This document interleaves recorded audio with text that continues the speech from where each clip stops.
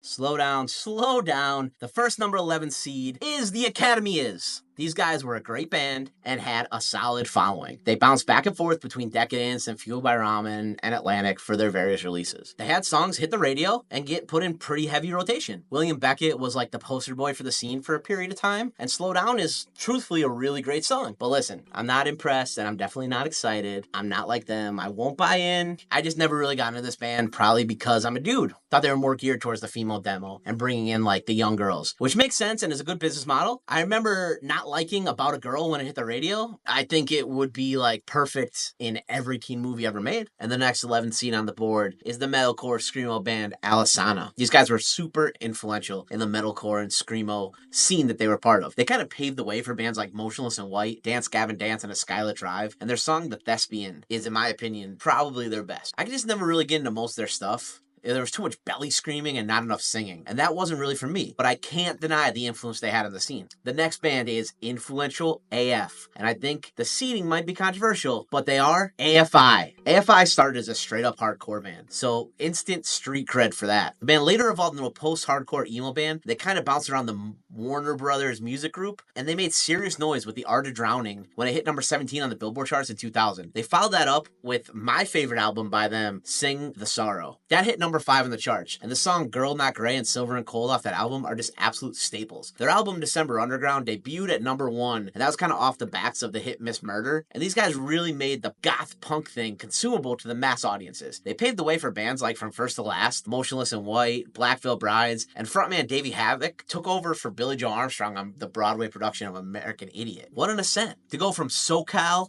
hardcore band to Broadway. And just a side note, I used to listen to the Leaving song on my way to high school football games. That song made me want to just run through a wall, and it still does. Unlike a lot of other bands from that scene though, I think they really made the transition to the modern rock thing and the more attainable mainstream thing, and they were accepted by both sides of the aisle. They're still releasing albums that chart in the top 40 every time, and they tour with the likes of Smashing Pumpkins, Rise Against, the Deftones, the Arctic Monkeys, and Green Day nowadays. What day is it? Doesn't matter what day it is, because the next number 11 seed is straight out of New Jersey, Thursday. Thursday is one of the most influential bands on the emo side of the post-hardcore music scene. They pioneered and popularized the darker side of the sound, and they were one of the first to really introduce screaming vocals into their songs. Jeff Wrigley is literally one of the best frontmen of the genre. You can't make an emo soundtrack without including their song, Understanding a Car Crash. Unfortunately, the band signed a really shitty deal with Victory Records, and I think that kind of stalled their ascent. They were able to get out of it and sign with Island Def Jam a little bit later in their career, but it was at the extent of a $1.2 million buyout, which is a really big hole to dig yourself out of. Their name, though, holds a lot of weight in the genre, but it seems like the business side of their career just never really came together for them.